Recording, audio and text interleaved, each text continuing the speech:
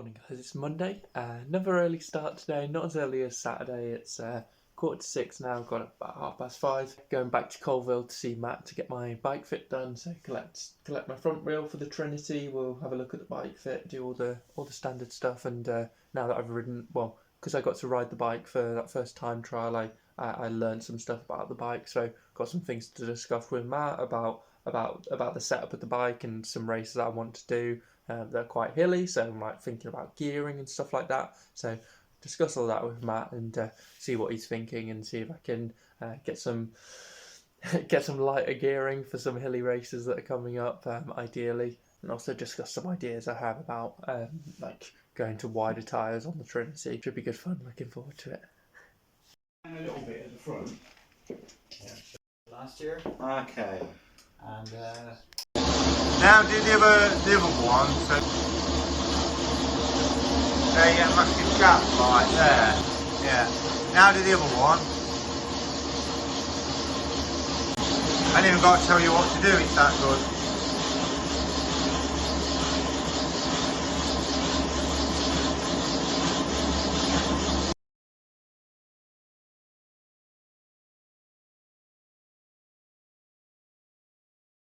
Fantastic session with Matt there, yeah, really useful. And yeah, getting the bike set up and ready. It's UCI legal now. We the height of the extensions was kind of on the limit at 12 centimeters for my height category, so we just added Matt added a shim just to bring that up so it's bomber.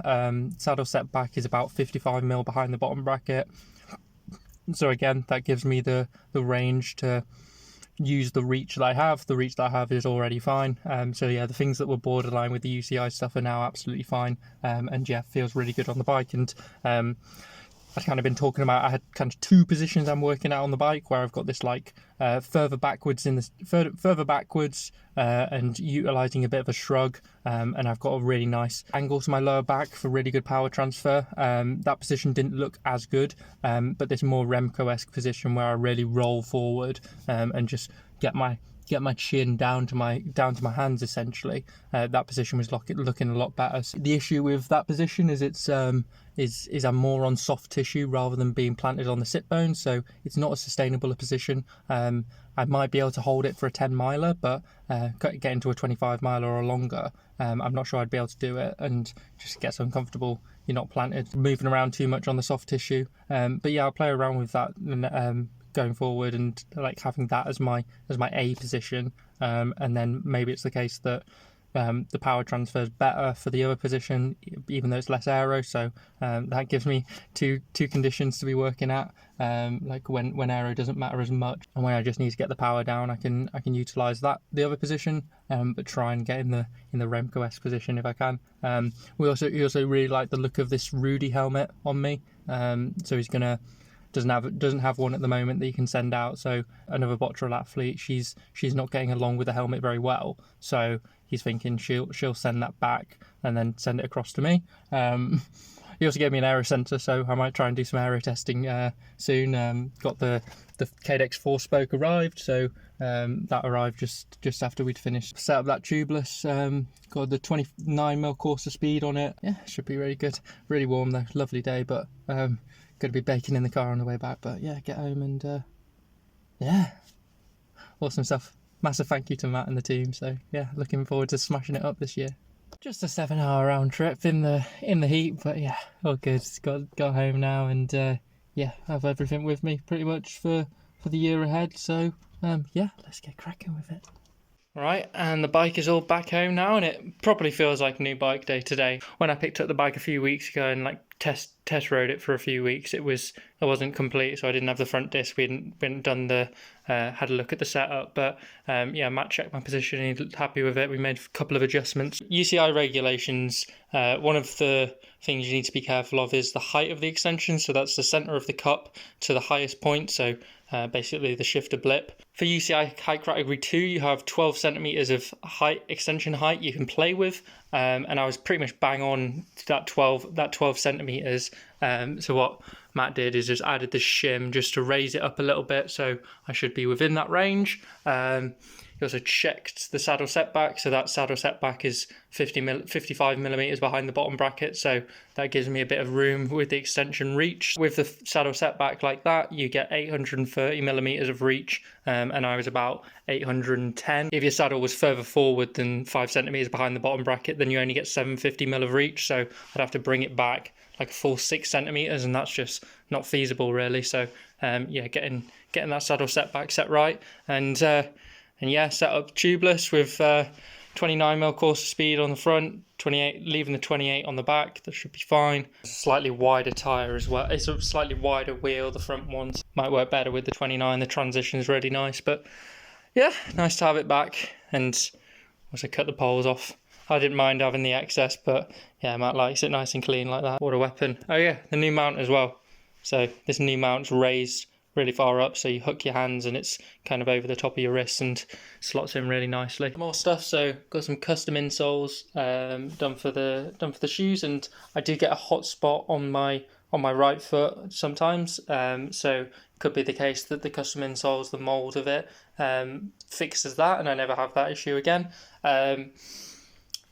With some hilly TTs I want to be doing, so on the 1st of June we've got the RTTC Circuit Champs. That's got some big hills, and 62 tooth 1x, yeah, that's going to struggle up the hills, so I was suggesting getting a 2x setup. So Matt's given me a 5440 chain set, and so I could put that on the bike, and it's got the SRAM derailleur, so try my best to set that up. I might be able to, since it's got the blips in the bottom, I might be able to set up front shifting to those blips and then top blips to the rear derailleur. I'm not entirely sure how it works, but I'll have a go at it. Chain that came with the Propel, I waxed that, so I might have to cut that chain to length to be optimal with that setup. Matt gave me his TT light, just have a bit more of a sleek setup since this mount doesn't have the integrated light with it, which is coming later. I already had a Trinity bottle. The new Trinity bottle is no different to the old one, so I can just stick with the old one that I have, put that on the frame for anything above 25 miles where I need to drink some water. Probably be the case that I'd put like sugar water in the Trinity bottle, and then have a water bladder down my vest, down the skin suit for a longer time trial for longer than 25 miles. So like the Circuit Champs is 39 miles, I think. It's like 60k.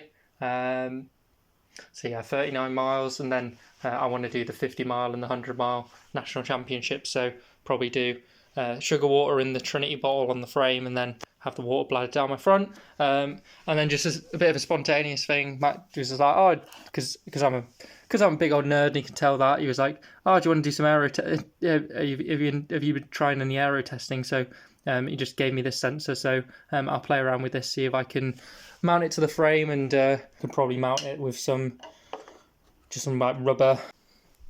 Just use some rubber bandy things and tape, and I might be able to mount it to the frame. And I've got this section of road that could be a potential candidate for aero testing. So obviously in Sheffield it's hard to find a flat section of road, especially one that hasn't got any cars. But I think I found one just out in Bradfield, so might play around with some aero testing, so see if I can mount that to the frame. I'd effectively be doing like a chung method, virtual elevation method, and I reckon I'd do that. I'd already get some insights as to what's faster, and then I can just check if it lines up with the data that the sensor's giving. So yeah, that could be fun, but lots of things to play around with, and for when I've got these hilly TTs coming up, I try and set it up 2x, but yeah, all good fun. Obviously a massive thanks to Matt for sorting me up with this, and yeah, let's get some wins under the belt for the team and make it all worthwhile. Oh yeah, sticking with the old helmet, it was looking good in the position that I was going for. Might be the case that I test out the Rudy helmet. Maybe he might send that across to me in a few weeks after someone else sends it back. But yeah, we tried out the new Met drone, but it's actually quite different actually. It's not just straight up faster, it probably depends on the individual, as it's quite tapered. It has these wing tips, so it like really presses up against my cheek and it's just too narrow and it kind of just doesn't work as well. It just doesn't fit as nicely for me. Like for some riders it's probably going to be a fair bit faster, but for me it doesn't tend to work, so I'd probably be better off with the old Met drone. Stick with that for the time being, but it might be the case that this Rudy helmet or even the Cas Mistral might be a better choice going forward. Sweaty. It's like 27 degrees back in the car. Bloody hell. Got Matt's little light, nice and sleek on the bottom of the extensions there, compared to my chunky boy. Hipster mode engaged, going to the shops on my aero road bike. Yeah, just popping down the road to Decathlon to pick up some 30mm GP5Ks. I originally bought, they're a really good price from Decathlon, 50 quid a tyre. Not planning on putting them on the TT bike, gonna stick with the Corsa Pro Speeds now that I've got the 29mm on the front, and I should be fine with the 28 on the rear as well. But yeah, always good to have backups of one of the most popular tyres that everyone's looking for at the moment. No need to cancel that order, I'll go collect them now. In my shorts and t-shirt, I've got cycling shorts underneath these, so I've got some padding. I've been playing around with trying to sort out the front shifting on the 11-speed 165mm cranks on the 12-speed group set, and I've got the front shifting working perfectly. So yeah, before it really wasn't working very well.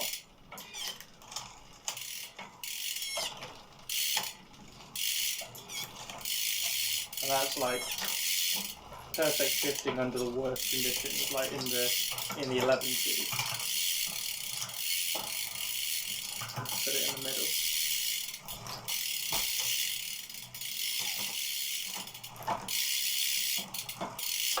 So yeah, that front shifting is working perfectly. However, I really don't like the clearance on it, because I think it must be the Q factor that's different on these cranks. So it doesn't touch it, and obviously you're not going to get like any bend, like hardly any bend. So it's not even going to, I don't know, it shouldn't brush up again. It shouldn't brush the derailleur, but it's so close. And it's because the Q factor of these cranks must be different. Like that must be a smaller Q factor compared to the 12-speed cranks that came with it. So if you just look at that, the chain stopper bolt, it's longer on the new cranks, and there's probably the same gap between the crank arm and that chain stopper, but it's like longer on the 12-speed. Because the crank bows out a bit more and larger Q factor, or maybe the Q factor is the same and it like bows back in compared to this that continues going straight out.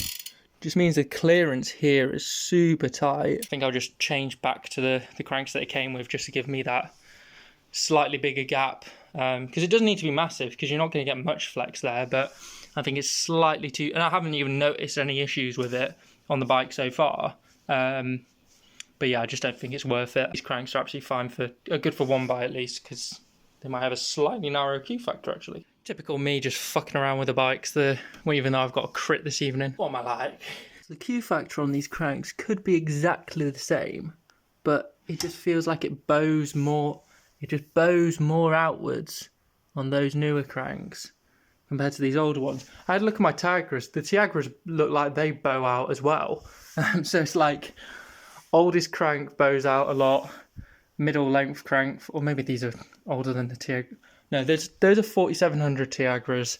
This is a 5800 105, and this is the newest 105. But yeah, just to get that extra bit of clearance just after the chainring, but brushing up against the derailleur, I feel like that gap is definitely bigger, so it's just going to give that leeway. I mean, I'd already thought about putting those cranks back on the bike, just for, I thought it would improve the front shifting, but I managed to sort out the front shifting just by adjusting it, because it must have just been out of the angle, mustn't have been right. It must have been bent in too much. I was always thinking about changing them out. And also my sprint's terrible, so go back to the 172.5 might not be a bad thing. A little bit more torque. Yeah, I was already thinking about changing it back, but like I said, I got the front shifting working perfectly on the old cranks, but I'm not happy with that gap. It's just a little bit too tight, I reckon. So yeah, move back to the old ones. The new ones. Brand new, never used them. I wouldn't get around to selling them anyway. What am I talking about? It's the exact same gearing, 5236, but no one wants to buy 172.5 172.5mm cranks anyway, even if they're brand new. Yeah, there's definitely more clearance there. I think I need to readjust it because get the front shifting working like it was on the 11 speed. Oh, dead fly, nice. But yeah, definitely more clearance with these newer chain sets. I don't know if they bow, like I say, they might bow back in more than the old ones, and then the Q factor's the same. But yeah, it just gives that extra bit of clearance from the derailleur. So happy with that. Quick spin up and down the road, and yeah, front shifting's flawless now. I had got it working perfectly with the old chain set, but like I say, I didn't like the gap that it had between the derailleur and the crank arm, so changed across to the official spec. So yeah, I'm not going to bother changing the saddle height, to be honest. Should be absolutely fine with 172.5s, but yeah, just be aware of that. I'm riding over to Tameside this afternoon, so like a 2-hour ride over there, do the crit, and then get right to the train station, and then get the train back to Sheffield. So done my faffing with the bike now. We'll leave it. Enough faffing for today.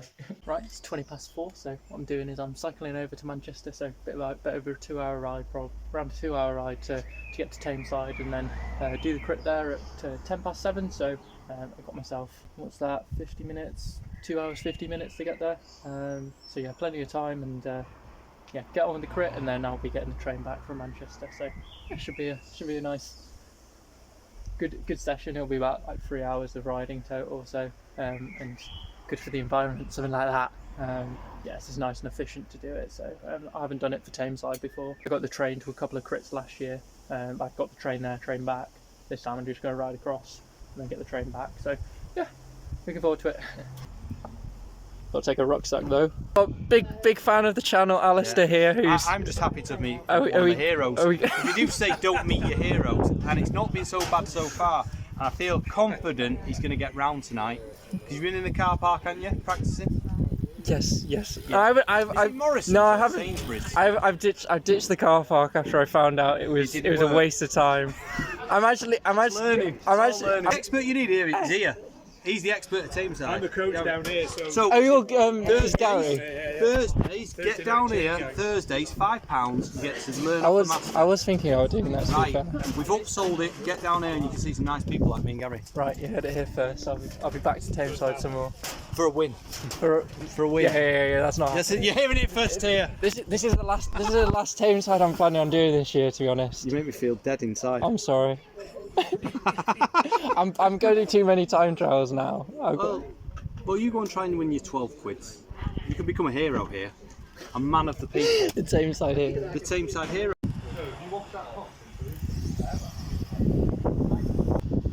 Well, worked well getting over here. I had a beautiful tailwind all along the snake path. Just like soft pedaling the whole ride across. It felt unreal. Doing a ride with a tailwind but no headwind at the end. So yeah, that was nice, and then got here in plenty of time, even with the traffic in Manchester. I mean, it was less than 2 hours, probably like 1 hour 40 of riding.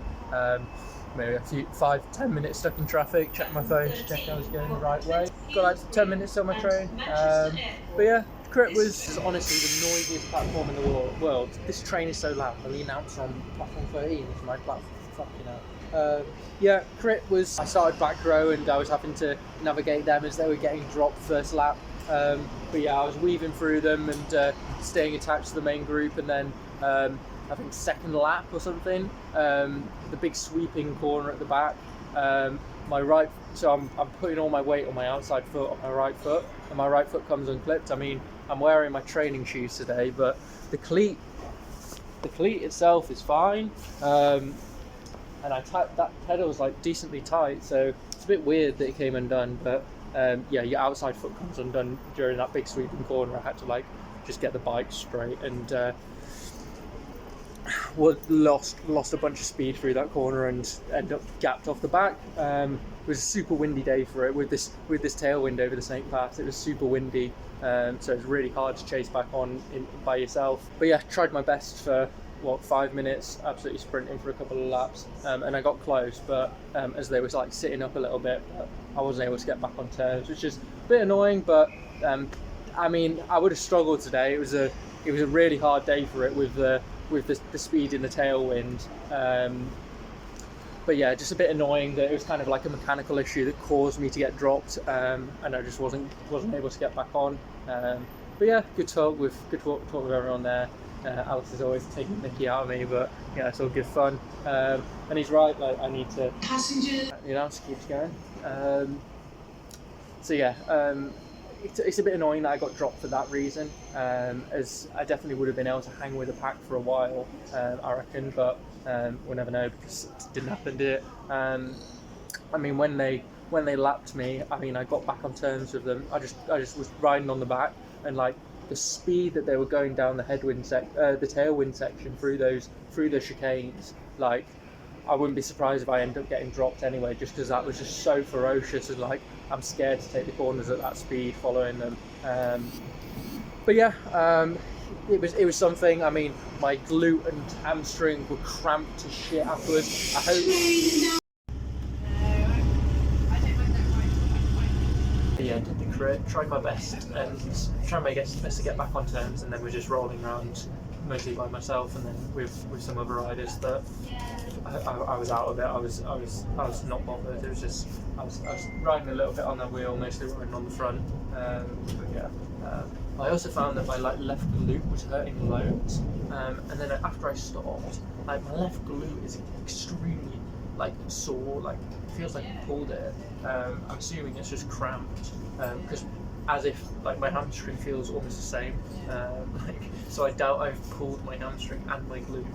That's just so unlikely. So I'm assuming it's cramp, even though I had plenty of salt in my bottles and I was drinking them. It's been warm, but I haven't been sweating profusely or anything. So yeah, that's a bit weird. Just massage it on the train, and yeah, I feel like stretching it might not be a good idea. But yeah, get home. I mean, I made it to the station. I was thinking, fucking hell, I'm not even going to be able to ride to the station. But nice tailwind, just stop pedaling it, 150 watts or whatever. So yeah, made it to the station, and now we're on the way back. So should be in Sheffield for a bit after 10 o'clock, and then get home for about 30:30. Oh, might not be able to make it up the hill to my house though. Scranwich. Nice ride back from the station. Ended up getting off at Totley, then rode back from there. It's probably similar sort of length to Sheffield, but just a stop before Sheffield, and it's a similar sort of length of ride back. So yeah, just decided to do that instead. Nice little ride back, and yeah, the cramp is. I mean, my hamstring, my glute doesn't feel brilliant, but it's certainly a lot better than it was. So I think some solid food did me good. I had a peanut butter jam sandwich for after the race that I had on the train, and yeah, like I say, it's not feeling too bad. So I was able to ride back at just zone 2. So yeah, obviously not a great outing today, but it's all good practice at the end of the day. I mean, I was still able to do work on my cornering out there by myself, and not the best day for it with the strong winds, but yeah, it would have been much better to be in the group, but you know, it is what it is. Yeah, get some more food down me and then go to bed.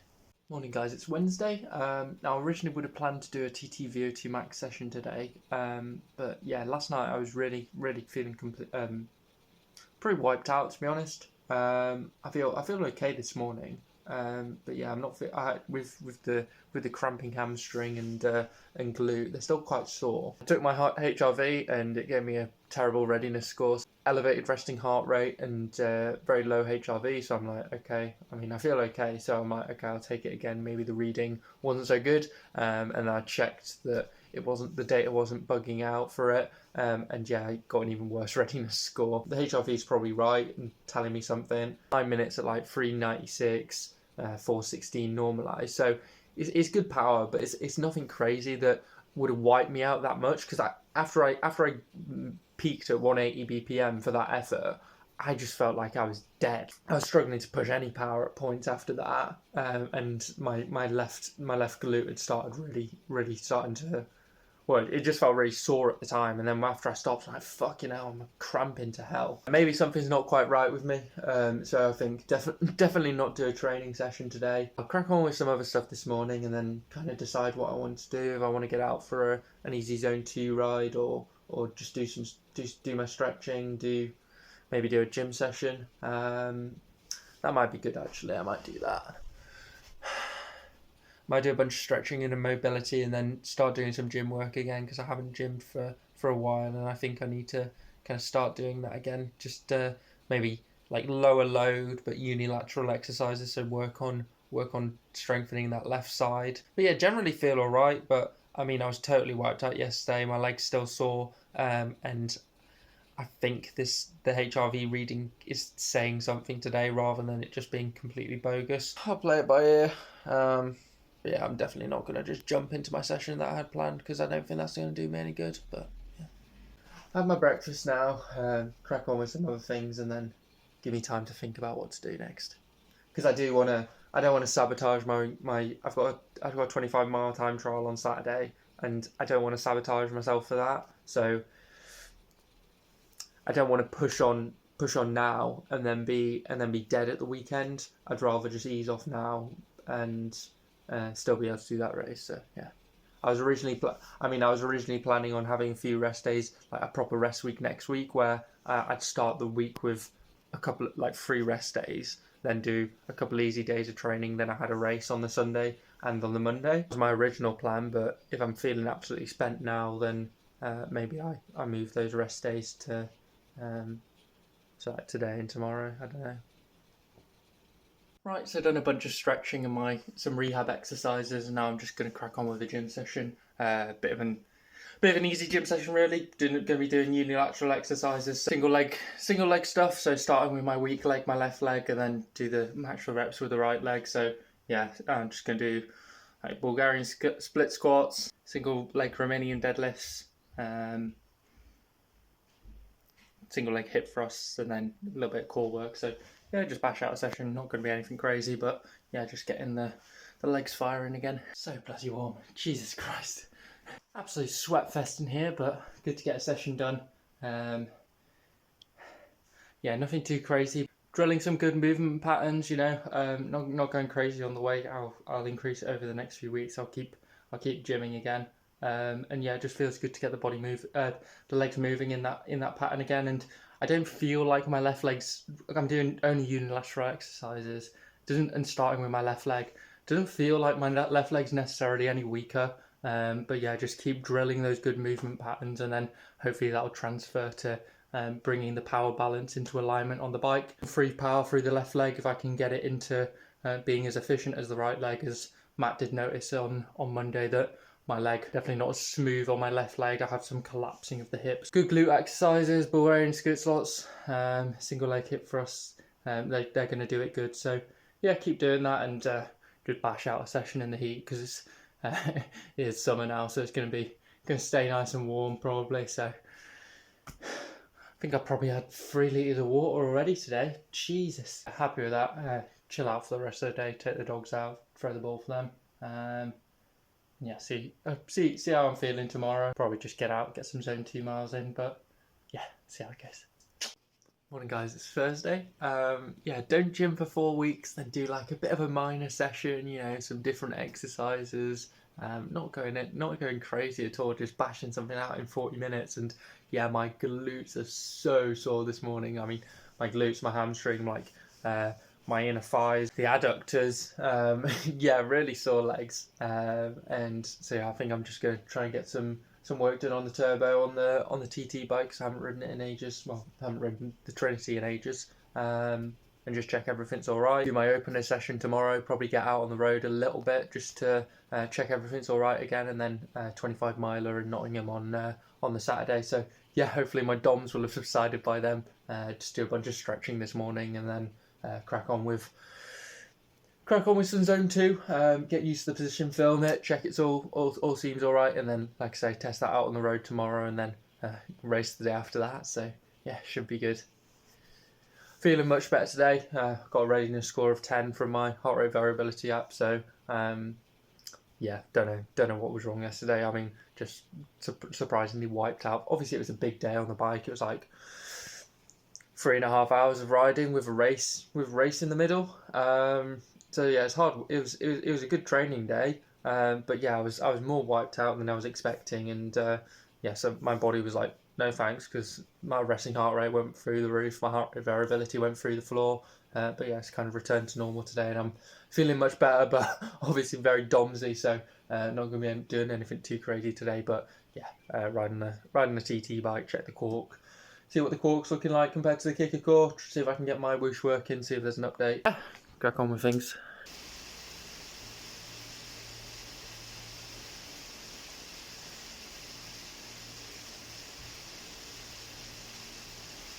Decent ride on the TT bike, getting used to the position again.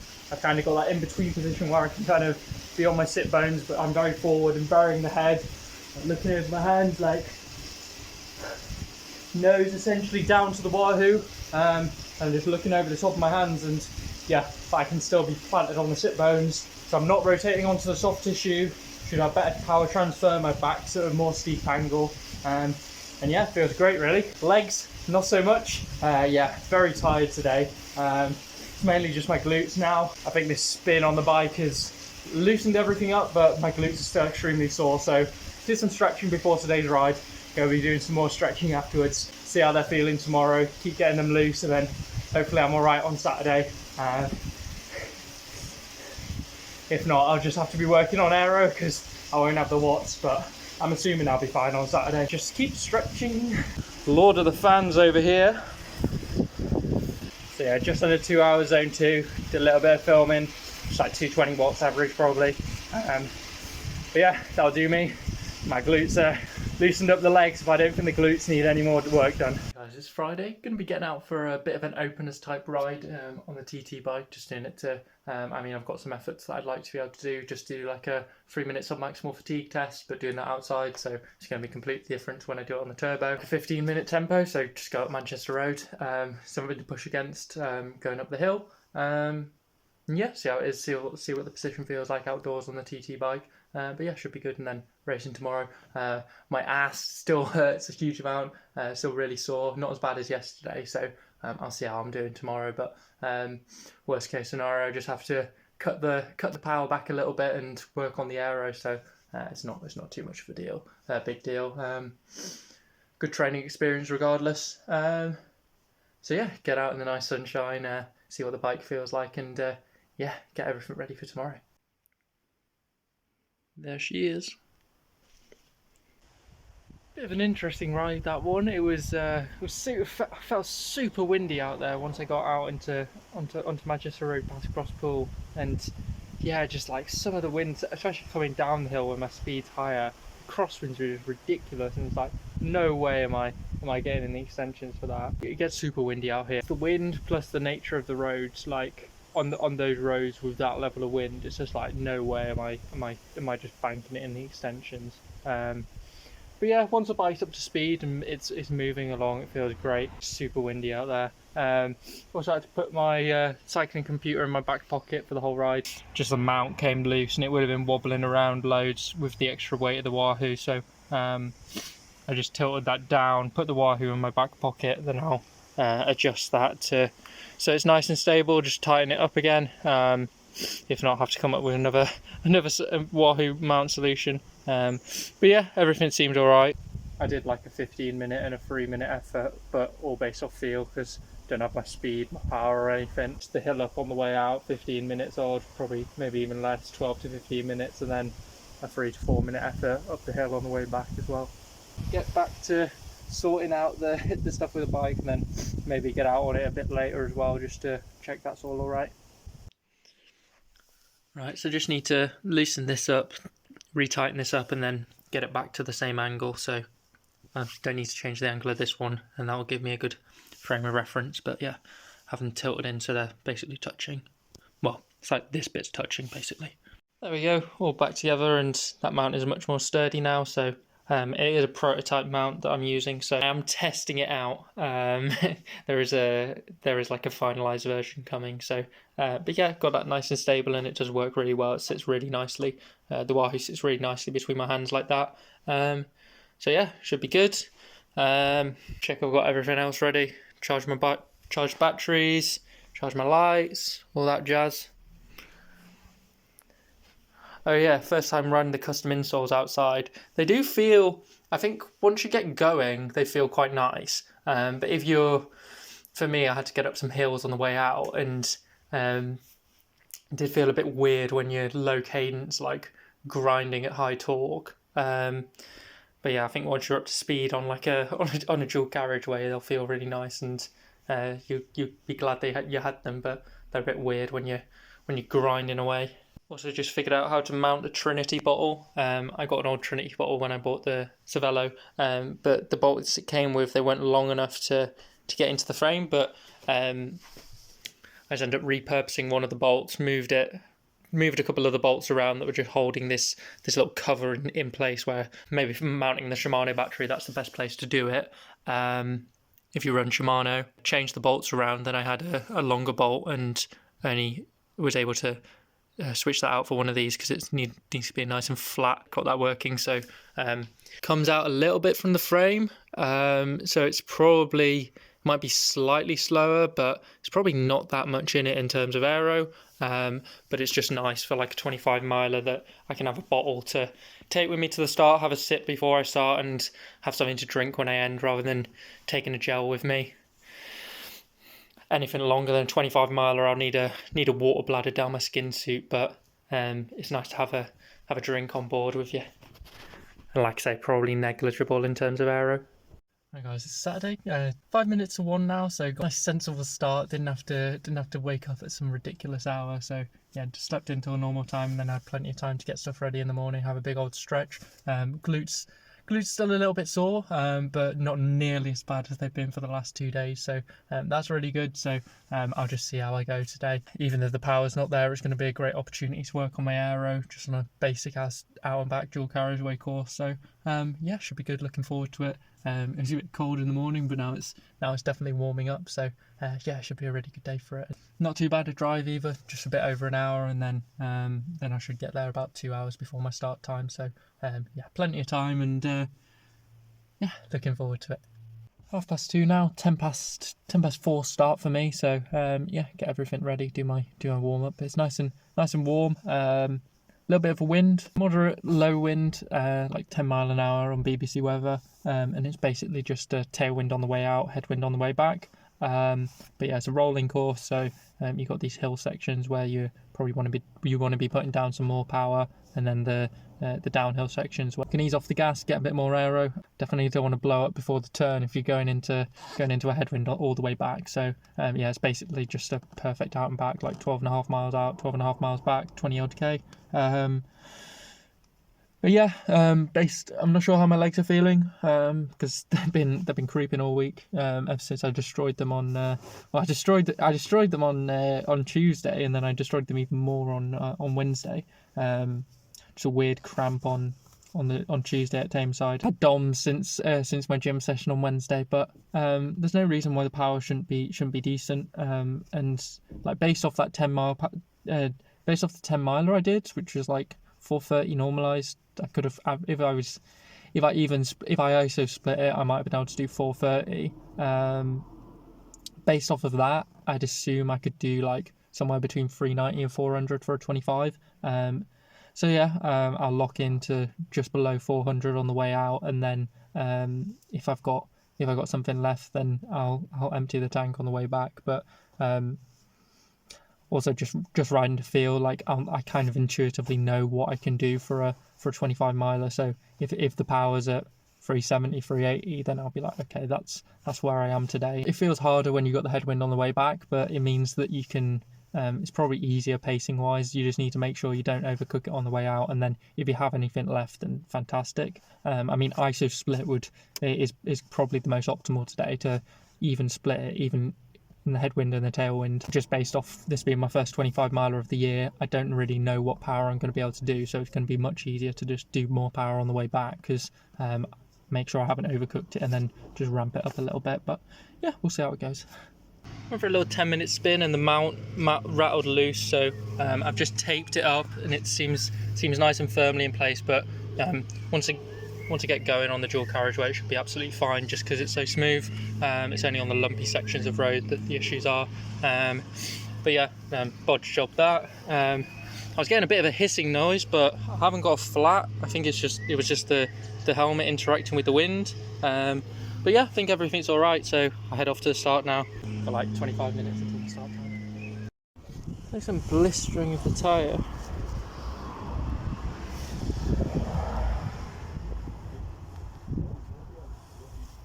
Happy with that ride. Yeah, my mount worked out all right. It didn't really move, and like I say, once I was on the carriageway, like I had my wall, it clasped between my hands and it wasn't wobbling around at all. So yeah, it was absolutely fine. It was relatively windy, but even though the wind direction was pretty much tailwind on the way out, headwind on the way back, it didn't feel like a massive drag on the way back. Just because the course is so rolling, you're going uphill, you're going downhill, so you're hitting really high speeds in both directions.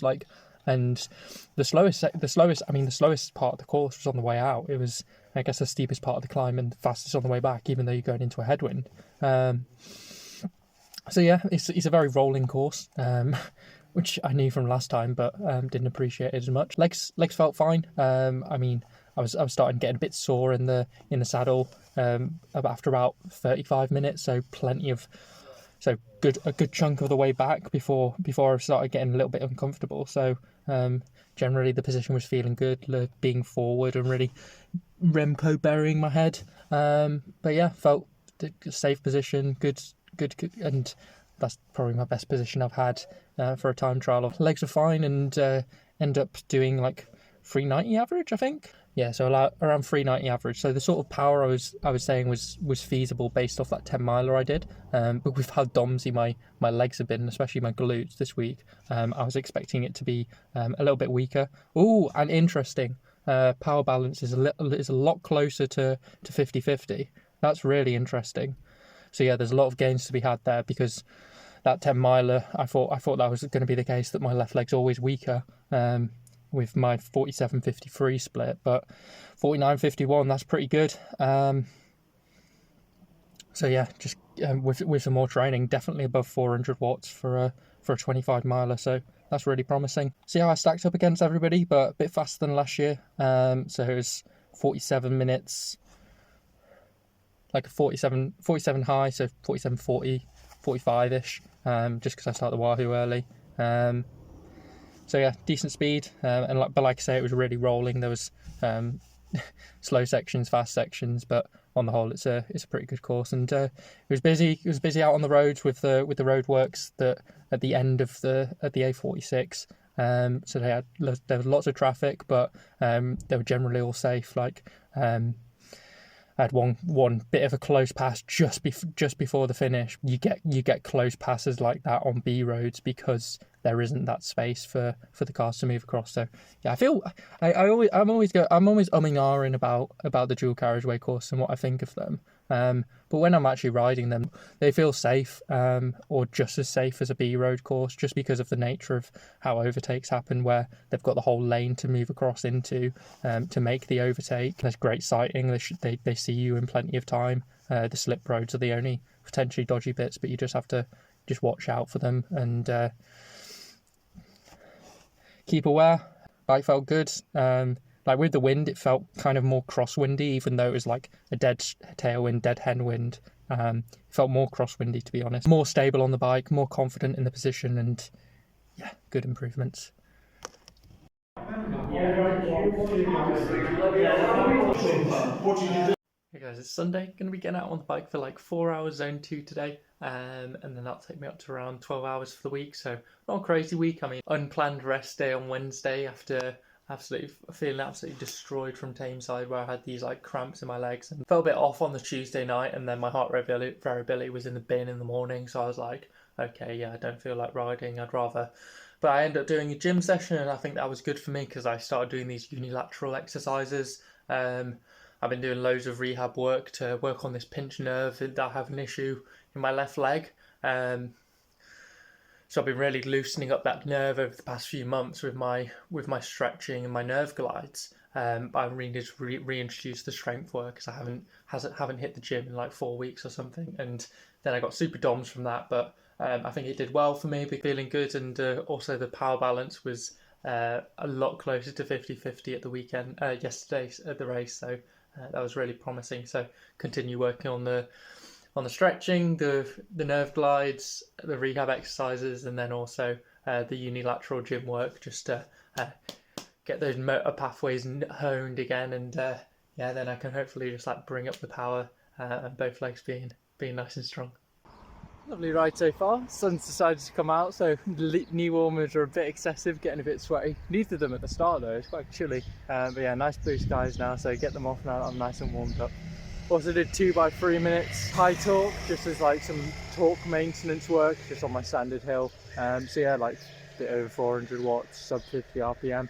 So good to be able to keep doing that, and maybe it's a bit easier with my left-right balance, presuming my left-right balance is better now. That power from the left leg is going to be a bit higher. Knee warmers off, carry on with the rest of the ride.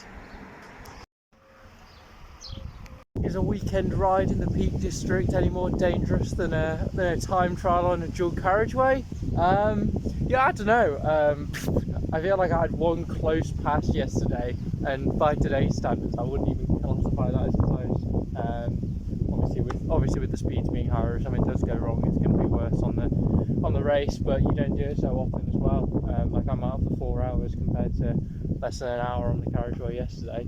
And just weekend drivers, when it's nice weather, you know what they're like. They're fucking useless, man. But yeah, still enjoying my ride, and of course take the knee warmers off, and then it gets colder again. I'm starting descending. I must have had a tailwind heading south on the first half of the route, because I'm definitely windy on the way back. But yeah, 2.5 hours in, should be about 4 hours. So yeah, nice ride to end the week.